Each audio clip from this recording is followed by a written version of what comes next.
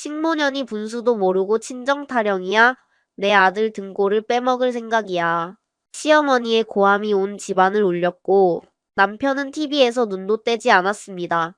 7년간 새벽마다 일어나 밥을 짓고 아이들을 키우고 시어머니를 모시고 남편 사업장 거래처 30곳까지 관리한 여자에게 돌아온 이름이 식모년이었습니다. 정말 가슴이 아프지 않을 수 없는 사연이에요. 그날 밤 시어머니는 이 여자의 휴대폰마저 빼앗았습니다. 어버이날에 친정 부모님 목소리조차 듣지 못하게 된 거죠. 그리고 다음날 새벽, 이 여자는 낡은 코트 하나만 걸치고 빈손으로 그 집을 나옵니다. 지갑도 전화기도 아이들 사진 한 장도 없이요. 그런데 이 여자가 떠나자 시댁 집안이 통째로 뒤집어집니다. 빈손으로 나온 이 여자는 과연 어떻게 자신의 삶을 되찾아갈까요? 오늘의 사연 시작합니다. 안녕하세요. 저는 35세 한수진입니다. 결혼 전 건설회사에서 격리 업무를 했었고, 결혼 후에는 그 경험을 살려 남편의 인테리어, 자재 유통업 사업장에서 거래처 30곳의 관리와 정상까지 7년간 무보수로 도맡아 왔습니다. 시댁 살림, 육아, 시어머니 수발은 물론이고 사업장까지 혼자 굴렸지만 돌아온 건 식모년이라는 이름뿐이었죠. 어버이날에 친정 부모님과 밥 한 끼 먹겠다는 말이 제 인생을 송두리째 바꿔놓았습니다. 제 이야기를 들어주세요. 새벽 5시 저는 부엌에 서서 솥뚜껑을 열었습니다. 누룽지 삼계탕 국물이 보글보글 끓어오르고 있었죠. 시어머니 김봉자 여사가 좋아하는 음식이었습니다. 닭 한 마리를 손질하고 찹쌀을 불리고 대추와 인삼을 넣어 새벽부터 푹 고아야 제맛이 났으니까요. 저는 국물간을 보면서 오늘 할 말을 속으로 되뇌었습니다. 어버이날인데 올해만큼은 친정 부모님도 뵙고 싶다고. 근처 한정식집에서 다 같이 식사 한 끼 하면 어떻겠냐고. 결혼하고 7년 한 번도 꺼내지 못한 말이었습니다. 아이들 아침밥을 차려 먹이고 서연이 머리를 묶어주고 서준이 가방에 물통을 넣어주고 유치원 차에 태워보냈습니다. 그러고 나서 시어머니 안방 문을 노크했죠. 어머니, 아침 드세요. 혈압약도 여기 놨습니다. 김봉자 여사가 이불 속에서 굵은 기침을 한 번 하고는 대답 없이 약부터 집어들었습니다. 저는 방문을 닫고 거실로 나왔습니다. 태호가 소파에 비스듬히 기대앉아 TV 리모컨을 돌리고 있었습니다. 저는 태호 옆에 조심스럽게 앉았습니다. 무릎 위에 올린 두 손을 꼭 쥐었다 펴면서 입을 열었죠. 태호야, 오늘 어버이날이잖아. 응. 태호가 화면에서 눈을 떼지 않고 대답했습니다. 오후에 우리 엄마 아빠도 모시고 근처 한정식집에서 같이 밥 먹으면 어떨까? 시어머니도 모시고. 태호가 리모컨을 내려놓으려는 순간이었습니다. 뭐라고? 안방 문이 벌컥 열렸습니다. 김봉자 여사가 잠옷 차림 그대로 거실까지 성큼성큼 걸어 나왔습니다. 눈이 부리부리하게 커져 있었죠. 지금 뭐라고 했어? 인연이? 저는 자리에서 벌떡 일어났습니다. 어머니, 그냥 어버이날이니까 친정 부모님도 한번. 식모년이 분수를 몰라도 한참을 모르네. 김봉자 여사가 식탁을 손바닥으로 내리쳤습니다. 찻잔이 달그락 소리를 내며 흔들렸죠. 이 집에서 밥 얻어먹는 주제에 친정 부모까지 끌어다가 내 아들 등골을 빼먹을 생각이야? 내 부모가 뭘 해줬다고. 빈손으로 딸년 하나 떠밀어 놓고는. 저는 고개를 숙였습니다. 7년간 그래왔던 것처럼요. 어머니, 죄송합니다. 제가 생각이 짧았습니다. 짧긴 뭐가 짧아? 아예 없지. 김봉자 여사가 멈추지 않았습니다. 니네 엄마는 뭐하는 사람이야? 딸 하나 제대로 가르치지도 못하고 그 집안 자체가 글러먹은 거지. 저는 태호를 바라봤습니다. 태호는 TV 화면을 응시한 채 입을 다물고 있었습니다. 리모컨을 쥔 손가락만 가볍게 움직이고 있었죠. 김봉자 여사가 휴대폰을 꺼내 들었습니다. 태은아, 나야. 스피커폰을 켠 채였습니다. 엄마, 무슨 일이야, 아침부터. 시누이 태은의 목소리가 거실에 울렸습니다. 네 올케가 어버이날에 친정 부모 데려와서 밥 먹이겠다고 난리야. 시어머니 앞에서 대놓고. 아, 진짜? 올케도 참. 분수를 알아야지. 태은의 코웃음 섞인 목소리에 김봉자 여사가 고개를 끄덕였습니다. 그러니까 내가 뭘 잘못 가르쳤나 몰라. 저는 부엌 싱크대 앞으로 물러나 섰습니다. 가스레인지 위에서 누룽지 삼계탕이 여전히 보글보글 끓고 있었습니다. 새벽 5시부터 일어나 만든 탕이었죠.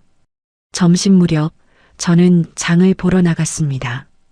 시어머니 어버이날 저녁상을 차려야 했으니까요. 마트 통로를 걸으면서 습관처럼 태호 사업장 월말 정산건을 머릿속으로 정리했습니다. 현진건설 이 부장한테 수요일까지 세금 계산서 확인받아야 하고 대성자재 김 실장한테는 단가 조정 회신을 받아야 했죠. 문득 발걸음이 멈췄습니다. 새벽에 삼계탕을 끓이고 아이들을 챙기고 시어머니 약을 올리고 사업장 격리까지 하는 제가 왜 식문연인지 7년 만에 처음으로 그 생각이 머리를 스쳤습니다. 장을 보고 돌아와 저녁상을 준비하는데 김봉자 여사가 부엌으로 들어왔습니다. 이거 내놔. 김봉자 여사가 식탁 위에 놓인 제 휴대폰을 집어들었습니다. 어머니, 그건 제 전화기인데. 친정에 전화할 생각 마. 오늘은 시어머니 날이야, 시어머니. 김봉자 여사가 휴대폰을 들고 안방으로 들어갔습니다. 저는 국자를 쥔 손이 미세하게 떨리는 걸 느꼈습니다. 어버이날에 부모님 목소리조차 들을 수 없게 된 거였죠. 사업장 업무용 노트북과 전화기는 가게에 두고 쓰고 있었으니 개인 연락을 할 수 있는 건 이 휴대폰 하나뿐이었습니다. 저녁 식사 자리에서 김봉자 여사가 태호를 바라보며 입을 열었습니다. 태호야, 저것 봐라. 이 집에서 밥 해주고 빨래 해주고 애 봐주는 게 다 누구 덕이야. 근데 제가 제 부모가 중요하다고 나대. 저는 밥그릇을 내려다보며 숟가락을 멈췄습니다. 태호가 한숨을 내쉬며 저를 힐끗 봤습니다. 수진아, 엄마 말 좀 들어. 괜히 일 만들지 마. 그 한마디가 전부였습니다. 밤 11시 아이들을 재우고 설거지를 끝내고 침대에 누웠습니다. 천장을 바라봤죠. 7년간 새벽마다 일어났습니다. 명절마다 반찬 12가지를 만들었습니다. 시어머니 병원을 다녔습니다. 사업장 거래처 30곳을 관리하고 장부를 정리했습니다. 단 한 번도 고맙다는 말을 듣지 못했습니다. 새벽 2시 잠이 오지 않아 거실로 나왔습니다. 신발장 위에 카네이션과 용돈 봉투가 가지런히 놓여 있었습니다. 제가 어제 사다 놓은 것이었죠. 제 부모님에게는 전화 한 통 못한 어버이날이었습니다. 이대로는 안 되겠다. 그 생각이 처음으로 또렷하게 머릿속에 자리를 잡았습니다. 다음 날 새벽 저는 눈을 떴습니다. 여느 때처럼 5시였죠. 하지만 부엌으로 가지 않았습니다. 저는 아이들 방 문을 조용히 열었습니다.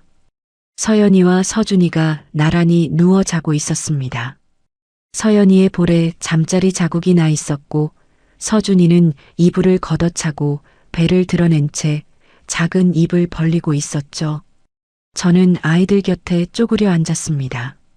손이 저절로 서연이의 머리카락을 쓸어 넘겼습니다. 가슴이 찢어지는 것 같았습니다. 데리고 나갈까 하는 생각이 스쳤습니다. 하지만 새벽에 잠든 아이들을 깨워 끌고 나가면 아이들이 겁에 질리게 뻔했죠. 갈 곳을 먼저 만들자. 그리고 반드시 데리러 오자. 저는 서준이의 이불을 배 위로 끌어올려 덮어주고 방을 나왔습니다. 옷장을 열었습니다. 결혼 전에 입던 낡은 베이지색 코트가 구석에 접혀 있었습니다. 그것만 꺼내 걸쳤죠. 지갑도 없었습니다. 휴대폰은 어제 시어머니가 가져갔습니다. 아이들 사진 한 장도 챙기지 못했습니다. 현관 앞에 서서 운동화 끈을 묶는데 안방에서 시어머니의 굵은 기침 소리가 들렸습니다. 혈압약? 습관처럼 그 생각이 먼저 떠올랐습니다. 약통을 꺼내서 물 한 잔과 함께 방문 앞에 놓아야 한다는 몸의 기억이었죠. 저는 두 눈을 감았습니다. 3초쯤 그렇게 서 있다가 현관문을 열고 나갔습니다. 엘리베이터 안에서 제 두 손을 내려다봤습니다. 아무것도 들려있지 않았습니다. 결혼할 때 가져온 혼수도 7년간 모은 돈도 제 이름으로 된 통장도 전부 시어머니가 관리하고 있었습니다. 이 집에서 온전히 제 것이라 부를 수 있는 물건은 없었죠. 빈손이었습니다. 아파트 정문을 빠져나오자 큰 도로가 펼쳐졌습니다. 택시를 잡을 돈이 없었습니다. 저는 친정이 있는 방향으로 걷기 시작했습니다. 5월 새벽 공기가 코끝을 스쳤습니다.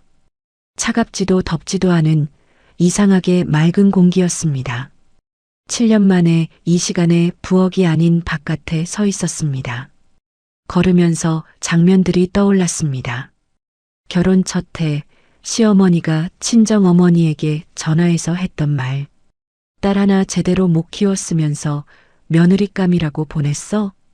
명절마다 새벽 4시에 일어나 전을 부치는데 시어머니가 부엌 문 앞에 서서 했던 말. 기름을 그렇게 많이 쓰면 어떡해. 친정에서 그렇게 배웠어? 지난달 서연이 학부모 상담에 가겠다고 했을 때 시어머니가 제 앞을 막아서며 했던 말. 할머니인 내가 가면 되지. 네가 왜 나서? 걸음걸음마다 7년이 재생됐습니다. 2시간쯤 걸었을 때 친정 동리가 보이기 시작했습니다. 골목 입구에서 발이 멈췄습니다. 빈손에 낡은 코트 차림으로 돌아온 딸을 보면 부모님이 얼마나 가슴이 아플까. 그 생각에 다리가 움직이지 않았습니다. 한참을 서 있다가 결국 골목으로 들어섰습니다. 친정 대문 앞에 섰을 때 마당에서 화분에 물을 주고 있던 어머니가 고개를 돌렸습니다. 어머니의 손이 멈췄습니다. 물조리개에서 물이 화분 밖으로 흘러넘치고 있었지만 어머니는 그걸 보지 않았습니다. 낡은 코트, 맨손, 푹 꺼진 눈밑. 어머니는 그 모습을 위에서 아래로 한번 훑어보고는 물조리개를 내려놓았습니다. 밥 먹자. 그 한마디뿐이었습니다. 아무것도 묻지 않았습니다. 왜 왔는지, 무슨 일인지, 아이들은 어디 있는지. 어머니는 그냥 제 등을 밀어 안으로 데려갔습니다.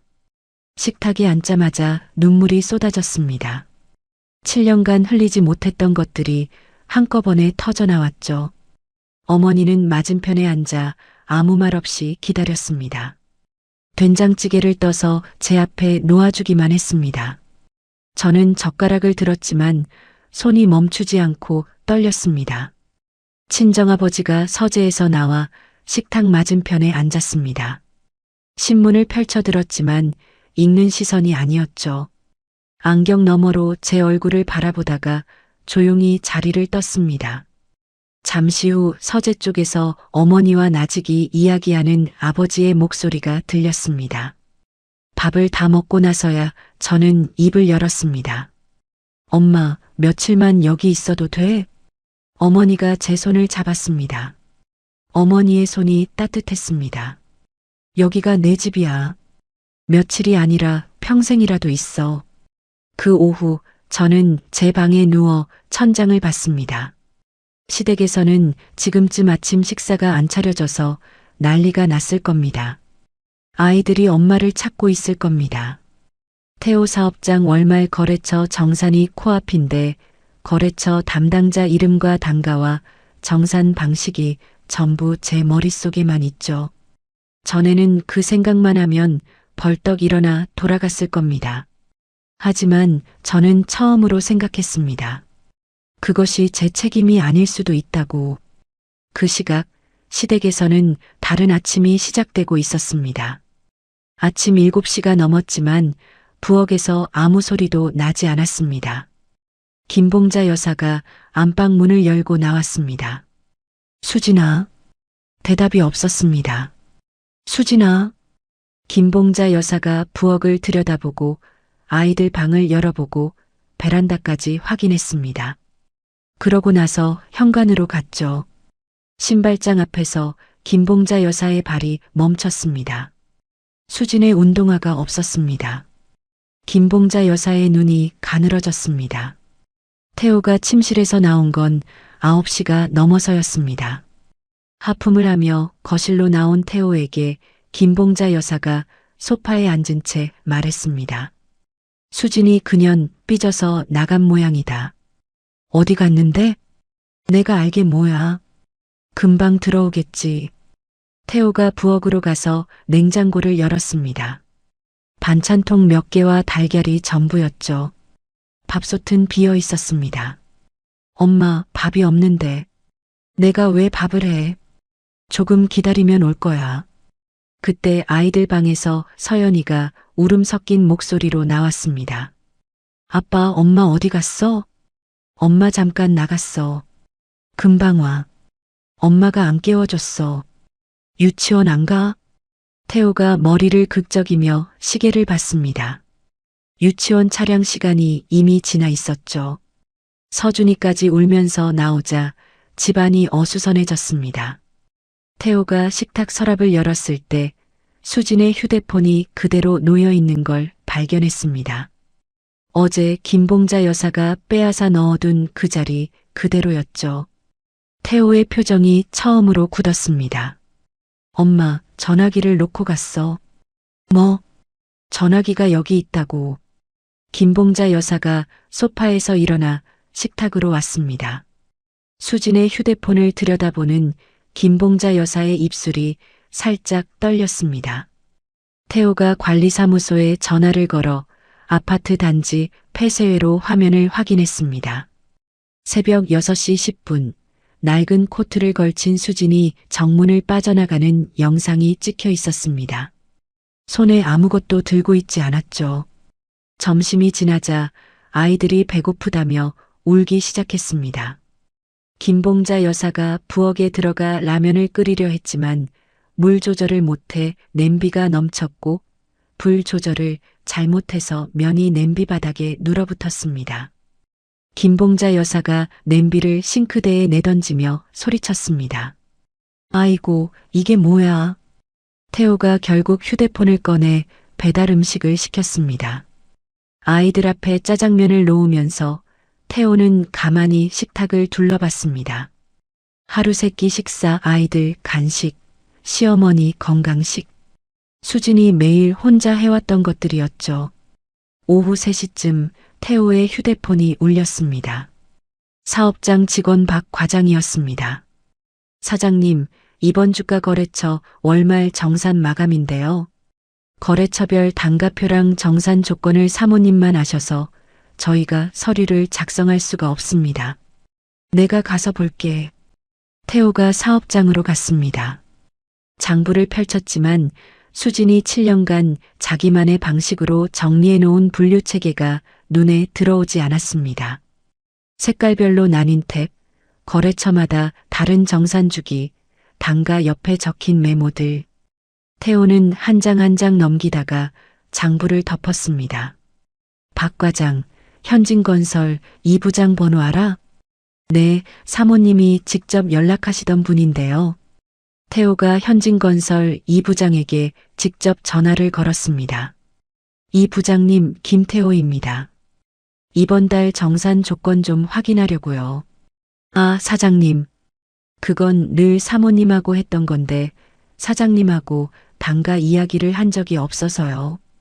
이 부장의 당혹스러운 목소리였습니다. 다른 거래처 두 곳에서도 똑같은 반응이 돌아왔습니다. 태호는 사무실 의자에 앉은 채 한참 동안 아무 말도 하지 못했습니다. 자기 사업장인데 자기가 모르는 영역이 절반이 넘는다는 걸 처음 알았으니까요. 저녁 무렵 집에 돌아온 태호에게 김봉자 여사가 부엌 의자에 앉은 채 소리를 질렀습니다. 내가 아들 먹여 살리려고 평생 고생했는데 며느리 하나 나갔다고 이 집이 안 돌아간다는 게 말이 되는 소리야. 하지만 그 목소리는 점점 작아졌습니다. 세탁기 돌리는 법을 몰라 빨래가 세탁실에 쌓여 있었고 서준이 알레르기 약 이름을 몰라 약을 먹이지 못했고 보일러 예약 설정을 할 줄 몰라 밤새 아이들이 더워서 뒤척였으니까요. 밤이 되자 태호가 수진의 친정에 전화를 걸었습니다. 어머니, 수진이 혹시 거기 있어요? 수진이 여기 없다. 친정 어머니는 그 한마디만 하고 전화를 끊었습니다. 서연이가 침대에서 이불을 붙잡고 울었습니다. 엄마가 동화책 읽어줘야 자는데. 엄마 불러줘. 아빠가 읽어줄까? 아빠 말고 엄마가. 서연이는 2시간 넘게 울었습니다. 서준이도 따라 울었죠. 태호가 아무리 달래도 소용이 없었습니다. 결국 아이들은 거실 바닥에서 울다 지쳐 잠들었습니다. 김봉자 여사가 동네 지인들에게 전화를 돌렸습니다. 우리 며느리가 시어머니를 버리고 도망을 갔어. 아이들까지 내팽개치고. 하지만 같은 층에 사는 정 여사가 전화를 받고 되물었습니다. 봉자 씨, 수진 씨가 얼마나 고생했는데 어버이날에 식모소리를 했다며? 김봉자 여사가 전화를 끊었습니다. 소문은 김봉자 여사가 원하는 방향과 정반대로 퍼지기 시작했습니다. 그날 밤 태호는 텅 빈 침대에 누웠습니다. 전기요금 납부일이 언제인지 몰랐습니다. 유치원 차량이 몇 시에 오는지 몰랐습니다. 시어머니 병원 예약이 언제인지 몰랐습니다. 30개 거래처 담당자 이름도 단가도 정산 조건도 몰랐습니다. 전부 수진의 머릿속에만 있었습니다. 이 집이 무너지고 있는 건 수진이 떠나서가 아니었습니다. 처음부터 수진 위에 서 있었기 때문이었죠. 친정에서 셋째 날 아침이었습니다. 어머니가 차려준 콩나물국에 밥을 말아 먹으면서도 젓가락이 자꾸 멈췄습니다. 서연이가 아침마다 머리를 묶어달라고 하는데 지금 누가 묶어주고 있을까? 서준이는 우유를 데워줘야 먹는데 시어머니가 그걸 알까? 숟가락을 내려놓았습니다. 엄마, 나 돌아가야 하나? 어머니가 국그릇을 식탁에 내려놓으며 저를 바라봤습니다. 돌아가면 뭐가 달라지니? 또 참고, 또 욕먹고, 또 새벽에 일어나는 거야. 7년 동안 그랬잖아. 저는 대답하지 못했습니다. 어머니가 말한 게 정확히 7년간 반복된 제 삶의 패턴이었으니까요. 그날 오후 아버지가 서재문을 열고 저를 불렀습니다. 수진아, 잠깐 들어와 봐라. 서재 책상 위에 명함 한 장이 놓여 있었습니다. 아버지가 명함을 집어 제 앞으로 밀었습니다. 최정민 변호사야. 아버지가 사업하면서 알게 된 사람인데 이쪽으로는 믿을 만하다. 아버지, 수진아. 아버지가 안경을 벗고 책상 위에 내려놓았습니다. 아버지의 눈가가 붉었습니다. 저는 아버지가 우는 걸 태어나서 한 번도 본 적이 없었죠. 네가 7년을 참으니까 아버지도 참은 거다. 이제 네가 안 참으면 아버지도 안 참는다. 아버지는 그 말을 하고 고개를 돌려 창밖을 봤습니다. 제가 결혼할 때 아버지는 작은 건설 하도급 업체를 운영하고 있었습니다. 시댁에서는 그걸 대수롭지 않게 여겼고 저도 친정 사정을 굳이 알리지 않았죠. 그런데 7년 사이 아버지의 사업이 크게 성장해서 지금은 직원 10명이 넘는 지역 중견 건설사가 되어 있었습니다. 고문 변호사를 둘 정도의 규모였죠. 이틀 뒤 최정민 변호사 사무실에서 첫 상담을 했습니다. 한수진 씨, 결혼 생활 동안 어떤 일을 하셨는지 구체적으로 말씀해 주세요. 저는 손을 무릎 위에 올린 채 천천히 이야기했습니다. 시댁 살림과 육아, 시어머니 병원 수발, 그리고 남편 사업장에서 격리, 거래처 관리, 정산 업무를 7년간 무보수로 해왔다고요. 최 변호사가 펜을 멈추고 저를 봤습니다. 사업장 일까지 하셨다고요? 네. 거래처 30곳 넘게 제가 직접 관리했습니다. 그게 입증이 되면 재산을 나눌 때 상당히 유리합니다. 혹시 따로 빼놓은 자료가 있으세요? 저는 고개를 저었습니다. 아무것도 없습니다. 장부는 다 가게에 있고 빈손으로 나왔거든요. 최 변호사가 펜을 책상 위에 놓으며 말했습니다. 한수진 씨, 걱정 마세요. 장부가 한수진 씨 방식으로만 정리되어 있다면 그 자체가 증거입니다. 그리고 거래처 담당자들의 이야기를 받아놓으면 더 확실하고요.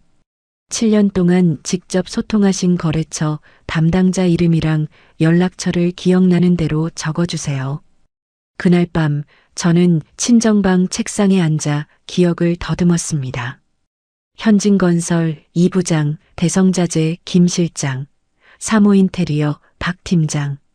한 명씩 적을 때마다 7년간 매일 통화하고 일정을 조율하던 기억이 따라 올라왔습니다. 종이 한 장이 가득 찼고 두 번째 장으로 넘어갔습니다. 30개가 넘는 이름이 줄줄이 나열되자 저는 펜을 멈추고 그 목록을 내려다봤습니다. 제가 해온 일의 규모를 처음으로 바깥에서 바라보는 기분이었죠. 다음 날 오전 낯선 번호로 전화가 왔습니다. 대학 동기 은이었습니다. 수진아, 나야 은이. 너희 어머니한테 연락 받았어. 어머니가 제 상황을 알린 거였습니다. 은희는 대학 졸업 후 여성 인권 관련 시민단체에서 활동하고 있었죠. 그날 오후 은희를 만났습니다. 은희가 서류 봉투 하나를 건네며 말했습니다. 이거 법률 지원 관련 자료야. 수진아, 네가 겪은 거 단순한 시어머니 갈등이 아니야. 전화기를 빼앗고 돈을 안 주고 친정도 못 가게 하고 그건 통제야. 통제? 경제적으로 심리적으로 너를 올가맨 거지. 저는 은희가 건넨 서류를 펼쳐보며 한참 동안 아무 말도 하지 못했습니다. 은희를 만나고 돌아온 날 저녁 저는 식탁에 앉아 어머니에게 7년 이야기를 처음으로 꺼냈습니다. 개인 전화기를 빼앗긴 것, 용돈을 한 푼도 쥐어주지 않은 것, 친정에 오지 말라고 한 것, 밖에 나갈 때마다 어디 가는지 보고하게 한 것, 친구를 만나지 못하게 한 것. 어머니는 반찬을 놓던 손을 멈추고 의자에 앉았습니다. 한참을 말없이 앉아 있다가 입을 열었습니다. 그걸 7년을 참았어? 어머니의 목소리에 분노와 슬픔이 함께 실려 있었습니다. 아버지가 수저를 내려놓고 입을 열었습니다. 결혼할 때 우리 회사가 작았으니까 시댁에서도 우습게 봤겠지. 수진이 네가 친정 이야기를 안 하니 더 그랬을 거고. 근데 이제 직원이 10명이 넘어. 아버지가 그동안 안 나선 건 내 선택을 존중해서였다. 저는 아버지의 얼굴을 바라봤습니다. 아버지도 7년을 참아온 거였습니다. 닷새째 되는 날 최 변호사에게서 연락이 왔습니다. 이혼 소장 초안이 완성됐다는 거였죠. 사무실에서 서류를 한 줄 한 줄 읽었습니다. 재산 분할 항목, 양육권 조항, 위자료 산정 근거. 이건 더 이상 감정의 문제가 아니었습니다. 제 삶과 아이들의 미래를 지키기 위한 현실적인 싸움이었죠. 펜을 들고 서명란 앞에서 손이 멈췄습니다. 서연이 얼굴이 떠올랐습니다. 서준이가 잠든 얼굴도요. 하지만 동시에 다른 장면이 겹쳤습니다. 서연이가 자라서 엄마처럼 매일 욕먹고 참는 삶을 사는 모습, 그걸 당연하다고 배우는 모습, 그 두려움이 미련보다 컸습니다. 저는 망설이지 않고 이름을 썼습니다. 이혼 소장이 시댁에 도달한 날 태호에게서 전화가 쉴 새 없이 왔습니다. 저는 받지 않았습니다. 최 변호사를 통해 공식적으로 이혼 의사를 전달했죠. 다음 날 최 변호사가 전화로 말했습니다. 상대 측 반응이 왔는데요. 남편분이 이혼이라는 단어에 많이 놀란 모양입니다. 그냥 집 나간 거 아니었냐고 하더라고요. 저는 수화기를 쥔 채 쓴웃음이 나왔습니다. 7년을 살았는데 제가 무슨 마음으로 나갔는지 그것조차 모르는 사람이었습니다. 소장을 받은 김봉자 여사는 바로 신우이 태은을 불렀습니다. 태은이 소장을 한 장씩 넘기다가 한 줄에서 손가락이 멈췄다는 이야기를 나중에 들었습니다. 혼인 기간 중 배우자 사업장에 대한 무보수 노동 기여분이라고? 이게 무슨 소리야, 오빠? 태은이 소장을 식탁 위에 내려놓으며 태호를 봤습니다. 올케가 집안일만 한 게 아니라 사업장까지 전부 한 게 법적으로 문제가 됐다는 거잖아. 김봉자 여사가 소장을 빼앗아 들었지만 글씨가 눈에 들어오지 않는 듯 종이만 뒤적였습니다. 태호는 사업장을 정상화하려고 급히 격리 직원을 채용했습니다. 하지만 새 직원은 첫 주부터 머리를 싸맸습니다. 사장님, 장부 정리 방식을 도저히 모르겠습니다. 거래처마다 정산 주기가 다르고 색깔별로 탭이 나뉘어 있는데 기준을 알 수가 없어요. 태호가 급하게 세무사까지 고용했습니다. 세무사가 장부를 펼쳐보더니 고개를 절레절레 흔들며 말했습니다. 이 정도면 전문 격리 업체 수준인데요. 이걸 한 분이 혼자 하신 겁니까? 태호는 대답하지 못했습니다. 한편 최 변호사는 제가 작성한 거래처 담당자 목록을 바탕으로 주요 거래처 5곳에 사실 확인을 요청했습니다. 현진건설 이 부장이 가장 먼저 회신을 보내왔죠. 최 변호사가 저에게 전화했습니다. 한수진 씨, 이 부장이라는 분이 확인서를 바로 써주셨어요. 다른 거래처 담당자들도 마찬가지고요. 내용이 거의 같습니다. 뭐라고 적어주셨는데요? 그동안 실무 업무는 사모님과 직접 진행했다. 단가 조율, 납품 일정, 정산까지 전부 사모님이 담당했다. 이 부장님은 자발적으로 써주신 거예요. 저는 전화기를 쥔 채 한참 말을 잇지 못했습니다. 7년 동안 매일 통화하고 일정을 맞추고 숫자를 확인하던 사람들이 제 편에서 이야기를 해준 거였습니다. 최 변호사가 확인서들을 검토한 뒤 말했습니다. 한수진 씨의 역할이 단순히 장부 정리가 아니에요. 사실상 같이 경영한 거나 다름없습니다. 이 기간 동안 사업장 매출이 3배 넘게 올랐더라고요. 저는 7년간 단 한 번도 제가 한 일을 숫자로 따져본 적이 없었습니다. 그냥 해야 하는 일이니까 했을 뿐이었죠. 자료를 정리하는 과정에서 또 하나의 사실이 나왔습니다. 제가 사업장 장부를 정리하면서 봤던 것 중에 태호 이름으로 된 계좌에서 김봉자 여사와 태은에게 정기적으로 돈이 빠져나간 내역이 있었습니다. 당시에는 시어머니가 가족끼리 생활비 보태는 거라고 하셔서 그냥 넘겼었죠. 최 변호사가 이 내역을 보고 말했습니다. 이건 재산을 나눌 때 숨겨놓은 돈으로 볼 수 있습니다. 한수진 씨한테 유리한 근거가 되죠. 소장이 전달되고 열흘이 지난 어느 오후 친정 대문 밖에 태호가 서 있었습니다. 어머니가 먼저 발견하고 저를 불렀죠. 저는 대문 밖으로만 나갔습니다. 태호의 눈 밑에 그늘이 짙었습니다. 면도를 하지 않은 턱에 수염이 거칠게 나 있었죠. 수진아. 태호가 코를 훌쩍이며 말했습니다. 엄마가 좀 심했던 거 안다. 내가 잘할게. 돌아와. 태호야. 저는 태호의 눈을 똑바로 봤습니다.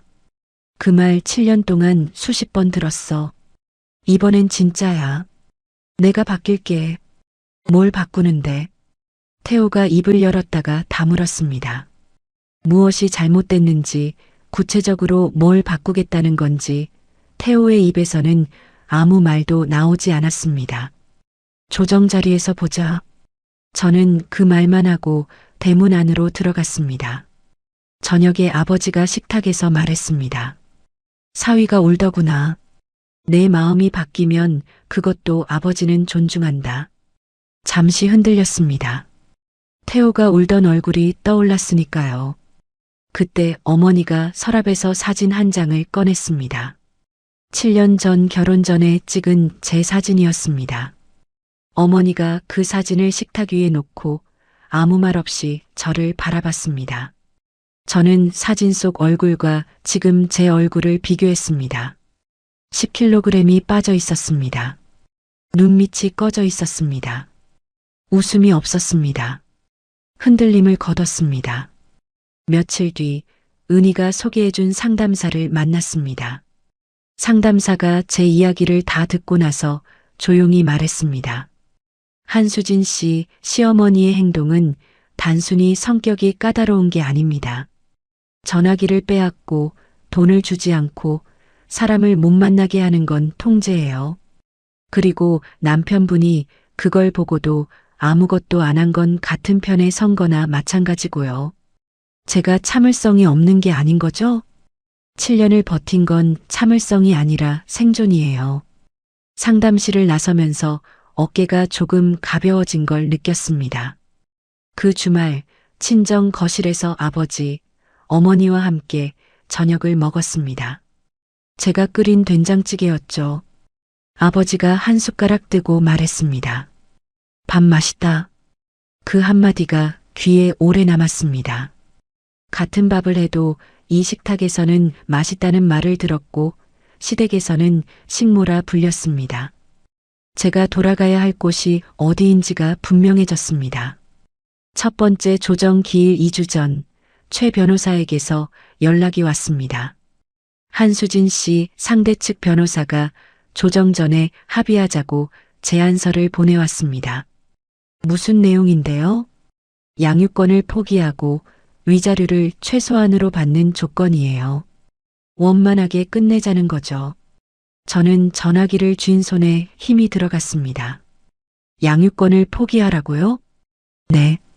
상대 측이 상황 파악을 못하고 있는 겁니다. 정식 조정에서 다투겠다고 회신하겠습니다. 최 변호사와 함께 조정에 낼 자료를 최종 정리했습니다. 거래처 5곳의 담당자 확인서, 사업장 매출이 7년간 어떻게 올랐는지 보여주는 공개 자료, 그리고 제가 떠난 뒤 사업장이 제대로 돌아가지 않고 있다는 현황까지. 새 격리 직원이 제 정리 방식을 파악하지 못해 거래처 정산이 밀리고 있다는 내용이었죠. 시댁 사업장 소식은 간간히 들려왔습니다. 제가 떠난 지 한 달이 넘도록 안정이 안 됐다고 했습니다. 납품 일정이 틀어지고 정산이 늦어지고 거래처들의 불만이 쌓이면서 계약 갱신을 앞둔 두 곳이 재계약을 보류하겠다고 통보해 왔다는 거였죠. 태호가 사업 규모를 줄이는 걸 심각하게 고민하고 있다는 이야기도 들렸습니다. 첫 번째 조정 기일 일주일 전 오후였습니다. 친정 대문 밖에서 고함 소리가 들렸습니다. 수진이 2년 나와. 김봉자 여사였습니다. 어머니가 부엌에서 뛰어나오며 저를 붙잡았습니다. 나가지 마라. 괜찮아요, 엄마. 저는 어머니의 손을 잡아내리고 대문을 열었습니다. 김봉자 여사가 대문 앞에 서 있었습니다. 얼굴이 벌겋게 달아올라 있었죠. 네가 이 지경까지 만들어 놓고 어떻게 할 거야? 김봉자 여사가 저를 가리키며 소리쳤습니다. 거래처가 떨어져 나가고 사업이 망하게 생겼어. 이게 다 내년 때문이야. 저는 김봉자 여사의 눈을 바라봤습니다. 사과하러 온 게 아니었습니다. 여전히 제 탓을 하러 온 거였죠. 이 사람은 끝까지 변하지 않는다는 걸 다시 한번 확인했습니다. 어머니, 저한테 하실 말씀이 그것뿐이시면 조정 자리에서 뵙겠습니다. 뭐, 2년이 끝까지. 그때 제 뒤에서 대문이 열렸습니다. 어머니가 나왔습니다. 어머니는 앞치마를 두른 채 김봉자 여사 앞에 섰습니다. 봉자 씨, 어머니의 목소리가 낮고 단단했습니다. 우리 딸은 식모가 아니에요. 당신 집안을 먹여 살린 사람이지. 뭐라고? 김봉자 여사의 눈이 커졌습니다. 당신이 식모하는 동안 우리 딸이 당신 아들 사업을 키워놨어요. 거래처 30곳을 누가 관리했는데, 장부를 누가 정리했는데, 시어머니한테 감히. 그리고 어머니가 앞치마 주머니에서 명함 한 장을 꺼냈습니다. 당신이 우리 딸을 빈손으로 보냈다고 했다며. 우리 집이 어떤 집인지 한 번도 알아볼 생각을 안 하셨더라고. 어머니가 명함을 김봉자 여사에게 내밀었습니다. 아버지의 건설사 명함이었습니다. 김봉자 여사가 명함을 받아들었습니다. 대표이사라는 직함과 회사 이름을 읽는 김봉자 여사의 얼굴에서 핏기가 빠졌습니다. 결혼할 때 작은 하도급 업체로만 알았던 그 회사가 직원 50명이 넘는 중견 건설사가 되어 있었으니까요. 김봉자 여사가 명함을 쥔 손이 떨렸습니다. 아무 말도 하지 못한 채 뒷걸음질을 치다가 돌아서서 골목을 빠져나갔습니다. 김봉자 여사가 사라진 뒤 저는 어머니에게 말했습니다. 엄마, 친정 이야기까지 꺼낼 필요 없었어. 어머니가 앞치마를 털며 대답했습니다. 내 실력으로 충분해. 근데 저 사람은 힘의 말밖에 못 알아들어. 저는 어머니를 바라봤습니다. 어머니도 7년을 참아온 거였습니다. 저보다 더요. 그날 밤 태호에게서 전화가 왔습니다. 이번에는 제가 직접 받았습니다. 수진아. 태호의 목소리가 낮았습니다. 장인어른 회사가 그렇게 큰 회사인 줄 몰랐어. 저는 수화기를 쥔 채 눈을 감았습니다. 7년이 아니라 회사 규모에 놀란 거였습니다. 제가 새벽마다 일어나 삼계탕을 끓인 7년이 아니라 장인어른의 명함에 적힌 직원 수에 놀란 거였죠. 조정 자리에서 보자. 저는 그 말만 하고 전화를 끊었습니다. 전화를 끊고 나서 창밖을 봤습니다. 이 사람들이 제가 돌아오길 원하는 이유가 한 번도 한수진이라는 사람이어서가 아니었습니다. 시댁을 굴려주는 기능이 필요했던 거였죠. 저는 책상 앞에 앉아 조정 자리에서 할 말을 하나하나 적기 시작했습니다. 세 차례 조정 끝 마지막 기일 아침이었습니다. 친정 어머니가 다림질한 흰 블라우스를 옷걸이째 내밀었습니다. 이거 입어라. 고마워, 엄마. 저는 블라우스를 입고 거울 앞에 섰습니다. 앞선 두 차례의 조정에서 시댁 측은 제 기여를 줄이려고만 했고 합의점을 찾지 못했습니다. 오늘이 마지막이었습니다. 오늘도 안 되면 정식 재판으로 넘어가는 거였죠. 법원 복도에서 시댁 식구들과 마주쳤습니다. 태호, 김봉자 여사, 태은, 그리고 시댁 측 변호사까지 4명이 나란히 서 있었습니다. 김봉자 여사가 저를 보자마자 복도 한가운데서 큰 소리로 말했습니다. 수진아, 내가 잘못했다. 집으로 돌아오자. 지나가던 사람들이 고개를 돌렸습니다. 마지막 조정실 문 앞에서야 나온 사과였습니다. 그 타이밍이 모든 걸 말해주고 있었죠. 저는 아무 대답 없이 최 변호사와 함께 조정실 안으로 들어갔습니다. 조정이 시작되자 시댁 측 변호사가 먼저 입을 열었습니다. 수진 씨의 가사노동과 사업장 참여는 부부 사이의 자연스러운 협력이었습니다. 별도의 기여로 보기 어렵습니다. 최 변호사가 서류 묶음을 조정위원 앞에 펼쳤습니다. 거래처 5곳의 담당자가 직접 작성한 확인서입니다. 모든 담당자가 같은 이야기를 하고 있습니다. 단가 조율, 납품 일정, 정산까지 실무는 전부 한수진 씨가 했다고요. 최 변호사가 두 번째 자료를 꺼냈습니다. 이건 사업장 매출 추이입니다.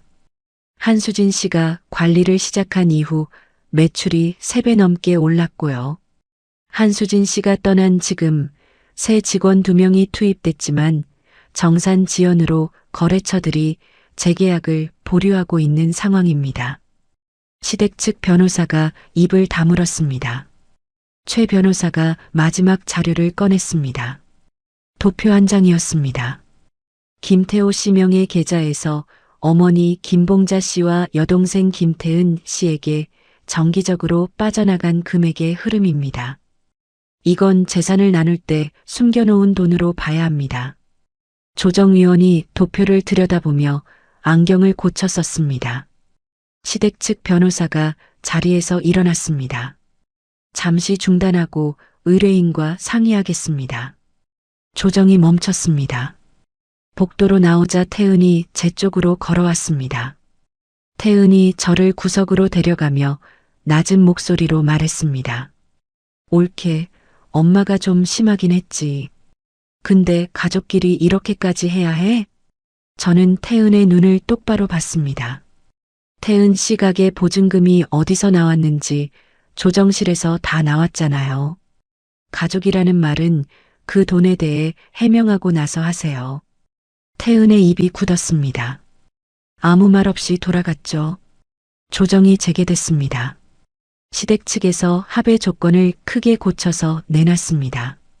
하지만 양육권을 공동으로 하자는 조건이 들어 있었습니다. 저는 조정위원을 바라보며 직접 말했습니다. 양육권은 양보할 수 없습니다. 7년 동안 아이들 밥을 차린 것도, 병원에 데려간 것도, 유치원을 보낸 것도, 밤에 동화책을 읽어준 것도 저였습니다. 남편이 아이들 일상에 관여한 적이 거의 없었습니다. 조정위원이 양측 자료를 한 장씩 넘기며 검토했습니다. 조정실이 조용했습니다. 시계 초침 소리만 들렸죠. 조정위원이 입을 열었습니다. 한수진 씨의 기여는 일반적인 집안일을 훨씬 넘어섭니다. 사업장을 실질적으로 같이 경영한 것으로 볼 수 있고요. 재산을 나눌 때 한수진 씨에게 더 높은 비율을 권고합니다. 양육권도 한수진 씨가 단독으로 맡는 것이 아이들에게 맞다고 봅니다. 김봉자 여사가 의자에서 벌떡 일어났습니다. 이게 말이 돼. 내 아들이 번 돈을 전현이 다 가져간다고. 조정위원이 손을 들어 제지했습니다. 정숙해 주십시오. 태호는 고개를 숙인 채 한마디도 하지 못했습니다. 김봉자 여사의 그 마지막 호칭이 조정실 안에 울렸습니다.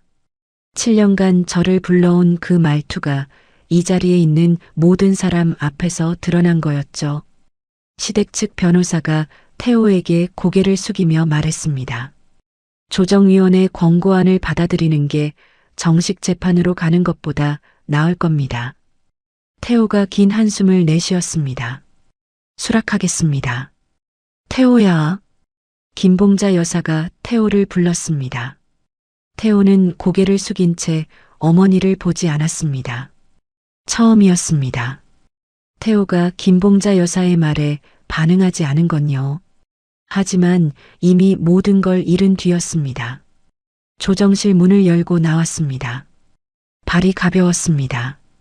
7년 전 시댁 현관을 처음 들어서던 날보다 몇 달 전 빈손으로 그 현관을 나서던 새벽보다 가벼웠습니다. 법원 로비에서 어머니가 기다리고 있었습니다. 어머니는 아무 말 없이 제 손을 잡았습니다. 조정이 끝나고 6달이 지났습니다. 친정 근처 아파트에 아이들과 함께 새보금자리를 마련했습니다. 이사한 첫날 서연이가 빈 방을 이리저리 뛰어다니며 구석구석 들여다봤습니다.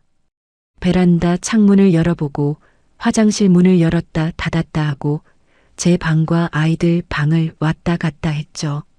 서연이가 자기 방 한가운데 서서 저를 올려다봤습니다. 엄마, 여기서는 엄마가 안 울어?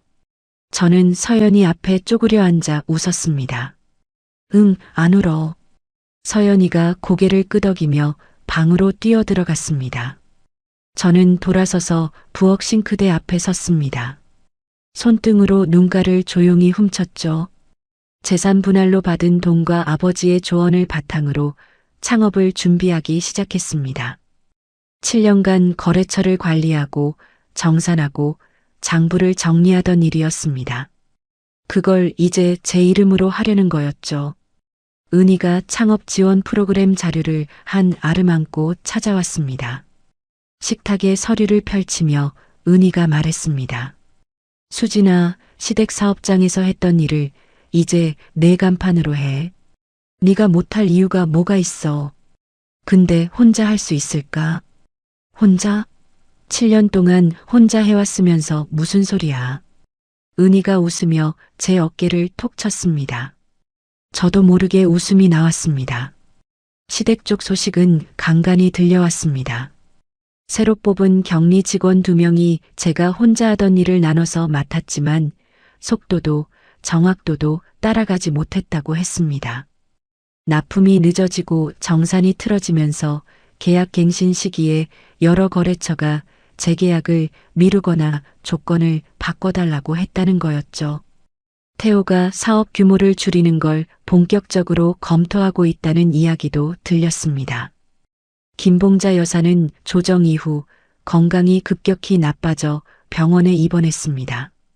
전에는 제가 병원 예약부터 수발까지 다 했으니 태호와 태은이 번갈아 가며 병원을 다녀야 했죠. 태은은 자기 가게까지 제대로 돌보지 못하게 되자 병실에서 소리를 질렀다고 합니다. 엄마가 올케한테 그렇게 안 했으면 이 꼴이 됐겠어. 태은이 김봉자 여사에게 불만을 터뜨린 건 처음이었다고 했습니다. 어느 날 저녁 아이들을 재우고 거실 창가에 앉았습니다. 내일 거래처 미팅 자료를 정리하고 있었죠. 문득 시댁 부엌이 떠올랐습니다. 새벽마다 그 부엌에 서서 같은 일을 했었습니다. 지금 하는 일과 다를 게 없었죠. 달라진 건 딱 하나였습니다. 이 일이 제 이름과 제 통장으로 돌아온다는 것. 그 하나가 삶 전체를 바꿔놓았습니다. 사무소 개업일 작은 화분 하나를 들고 은희와 친정 부모님이 찾아왔습니다. 사무실이라고 해봐야 10평짜리 작은 공간이었지만 간판이 걸려 있었습니다. 아버지가 간판 앞에 서서 한참을 올려다봤습니다. 한수진 경영지원 사무소라는 글씨를 천천히 읽더니 고개를 끄덕였습니다. 내 이름이 참 보기 좋다. 7년 동안 수진 씨, 야, 전현, 식모. 그렇게만 불리던 제 이름이 간판 위에 올라간 거였습니다. 아버지의 그 한마디가 제 이름을 돌려준 것 같았죠. 개업하고 얼마 지나지 않아 뜻밖의 전화가 왔습니다. 현진건설 2부장이었습니다. 사모님, 안희한 대표님이라고 불러야 하나? 소식 들었습니다. 앞으로 업무를 한 대표님 쪽으로 하고 싶어서 연락드렸습니다. 이 부장님 정말이세요? 그동안 실무는 항상 사모님이랑 했으니까요. 저는 사람을 보고 일하는 거지 간판을 보고 일하는 게 아닙니다. 전화를 끊고 나서 한참 동안 책상 위에 두 손을 올려놓고 가만히 앉아 있었습니다. 제가 쌓아온 것들이 시댁 간판에 붙어 있던 게 아니라 저라는 사람에게 있었던 거였죠. 어느 주말 오후 태호가 아이들을 만나러 왔습니다. 예전보다 많이 수척해져 있었습니다. 볼이 꺼지고 양복이 어깨에서 흘러내리고 있었죠. 태호가 서연이를 안아 올리며 서연이의 머리를 쓸어넘겼습니다. 서연이를 내려놓고 저를 보며 작게 말했습니다. 수진아, 진심으로 미안해. 저는 태호의 얼굴을 잠깐 바라봤습니다. 그 사과가 진심인지 아닌지 판단하는 건 더 이상 제 몫이 아니었습니다. 가볍게 고개를 끄덕이고 아이들 가방을 건넸습니다. 그의 어버이날이 돌아왔습니다. 저는 아이들 손을 잡고 친정으로 갔습니다. 서연이가 주머니에서 빨간 카네이션을 꺼냈습니다. 유치원에서 직접 만든 거였죠. 외할머니, 이거요. 서연이가 두 손으로 카네이션을 내밀자 어머니의 눈에 물기가 번졌습니다. 어머니가 카네이션을 받아 가슴에 달며 서연이의 볼에 입을 맞췄습니다. 식탁에 누룽지 삼계탕을 올렸습니다. 1년 전 시댁 부엌에서 새벽 5시에 끓이던 것과 같은 방법이었습니다. 아버지가 한 숟가락 뜨고 말했습니다. 맛있다. 어머니가 고개를 끄덕이며 말했습니다. 우리 수진이 삼계탕이 제일이야. 서연이가 따라 말했습니다. 엄마 삼계탕 제일 맛있어. 1년 전 같은 날 같은 삼계탕을 끓이고 식모 소리를 들었습니다. 지금 이 식탁에서는 맛있다는 말이 3번이나 돌아왔죠. 식사를 마치고 설거지를 하는데 어머니가 옆에 와서 그릇을 함께 닦기 시작했습니다. 나란히 서서 싱크대 앞에 선 어머니와 저 사이로 창밖에 5월 햇살이 들어왔습니다. 1년 전 어버이날 새벽 시댁 부엌에서 혼자 삼계탕을 끓이던 그때가 떠올랐습니다. 빈손으로 나온 그날이 제 인생에서 가장 많은 것을 가지고 나온 날이었습니다. 제 이름으로 살아가는 2번째 어버이날이 조용히 저물어가고 있었습니다. 혹시 지금 이 이야기를 들으면서 가슴이 먹먹해지신 분이 계신가요? 매일 새벽에 일어나서 밥을 짓고 살림을 하고 일을 하면서도 고맙다는 말 한마디 듣지 못하고 계신 분이요. 내가 참으면 된다고, 나만 견디면 괜찮다고 스스로를 다독이고 계신 분이요. 그 마음 제가 압니다. 저도 그랬으니까요. 하지만 한 가지만 기억해 주세요. 당신의 이름은 식모도 아니고 전현도 아니고 야도 아닙니다. 당신에게는 당신의 이름으로 살아갈 자격이 있습니다. 오늘 제 이야기가 조금이라도 힘이 되셨으면 좋겠습니다. 긴 이야기 들어주셔서 감사합니다. 오늘도 이야기 끝까지 들어주셔서 감사합니다. 구독과 댓글은 저에게 큰 힘이 됩니다. 그럼 오늘 하루도 좋은 하루 보내시길 바라겠습니다.